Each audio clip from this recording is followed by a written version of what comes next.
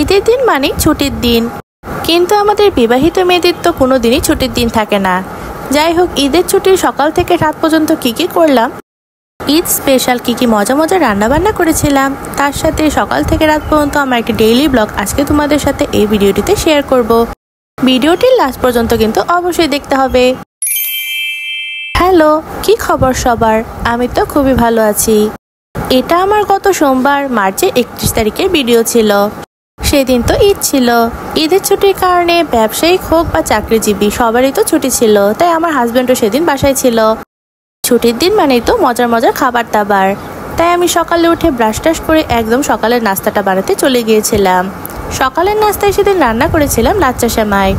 আমার হাজবেন্ডের লাচ্চা সেমাই অনেক বেশি পছন্দের, তাই সে বলেছিল সকাল সকাল যেন লাচ্চা সেমাই রান্না করি। মেনলি তার জন্য স্পেশালি লাচ্চা সেমাইটা রান্না করেছিলাম। আর ঈদের দিন মানেই তো সকাল সকাল সেমাই খাওয়া। যাই হোক, রান্নাবান্না শেষ করে আমার হাজবেন্ডকে ব্রেকফাস্ট দেওয়ার পর আমি আমার ঘর দোর গুছিয়ে নিচ্ছিলাম। আমার আবার এলোমেলো ঘর দোয়ার একদমই ভালো লাগে না। আমার পরিষ্কার পরিচ্ছন্ন আর গোছালো থাকতেই বেশি ভালো লাগে। আজকে তোমাদের সাথে একটি ডেইলি ব্লগ শেয়ার করব, তাই সারাদিনে কি করলাম সেটাই আজকে তোমাদের সাথে শেয়ার করছি। ঘর দোয়ার গোছগাছ করে নেওয়ার পর এরপর আমি আমার নাস্তাটা খেয়ে নিচ্ছিলাম। প্রতিদিন সকালে খালি পেটে আমি এক গ্লাস চিয়া সিড খাই, এটা হচ্ছে আমার ডেইলি রুটিন। তার সাথে এই ডিম সেদ্ধ, কাঠবাদাম, কাজু বাদাম আর কলা, এগুলোই ছিল আমার সকালের নাস্তা। প্রতিদিন সকালের ব্রেকফাস্ট আমি এগুলো দিয়েই করে থাকি, কারণ আমি গত 6 মাস ধরে ইন্টারমিটেন্ট ফাস্টিং করছি, যা আমার অনেক উপকারে এসেছে। তাই এগুলোই আমার প্রতিদিনের নাস্তা। ঈদের ছুটির কারণে রাস্তাঘাট একদমই ফাঁকা। এমনি স্বদেশী বাজারের এই জায়গাটা কিন্তু অনেক বেশি জমজমাট থাকে।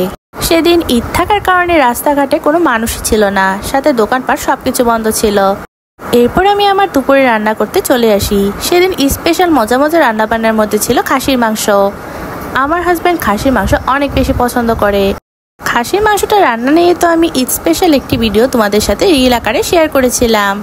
আসলে ঈদের দিন অনেক বেশি পরিমাণে গরম ছিল, তাই আলু দিয়ে পাতলা করে খাসির মাংসের ঝোল রান্না করেছিলাম।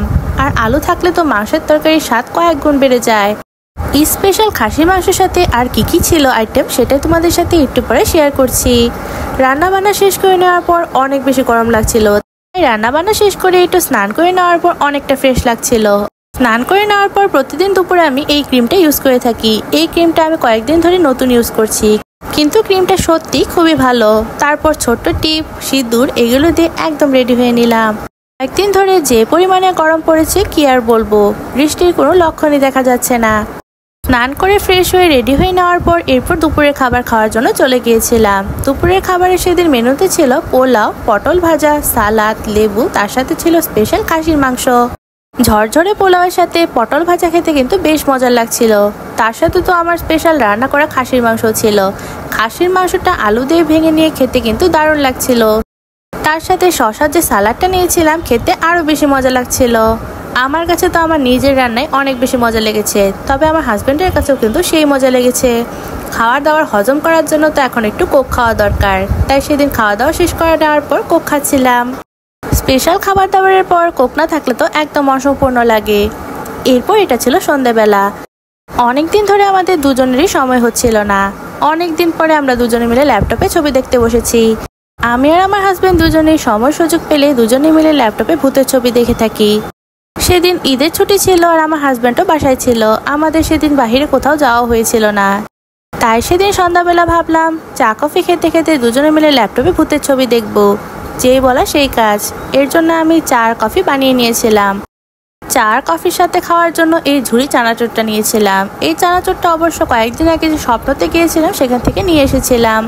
চানাচুর বানানো আর মাখানোর ভিডিওটা তো তোমাদের সাথে রিল আকারে শেয়ারই করেছি। চানাচুর মাখাটা কিন্তু খেতে অনেক বেশি মজা হয়েছিল। টমেটো, পেঁয়াজ, মরিচ, ধনেপাতা সবকিছু দেওয়াতে আরো ভালো লাগছিল। সাথে ছিল গরম গরম চা আর কফি। প্রিয়জনের সাথে সময় কাটাতে চা, কফি আর চানাচুর থাকলে আর কি লাগে। সন্ধ্যাবেলা মুচমুচে চানাচুরের সাথে আমরা কফি খেয়ে নিচ্ছিলাম আর চা খেয়ে নিচ্ছিলাম। আমি তো প্রতিদিন সন্ধ্যাবেলা গ্রিন টি খাই, তাই আমার জন্য গ্রিন টি বানিয়েছিলাম আর আমার হাজবেন্ডের জন্য বানিয়ে দিয়েছিলাম কফি। আমার তো চানাচুর খেতে অনেক বেশি পছন্দের। চানাচুর মাখাটাও কিন্তু খেতে বেশ মজার হয়েছিল। চা, কফি আর চানাচুর মাখা খেতে খেতে ভূতের ছবি দেখতে দেখতে দুজনে মিলে সুন্দর সময় কাটিয়েছিলাম। তো আজকের ভিডিওটি আমার এই পর্যন্তই। ভালো লাগলে কিন্তু অবশ্যই একটি লাইক করে দিবা সবাই। নেক্সট ব্লগে আবার দেখা হচ্ছে। Thanks for watching, by.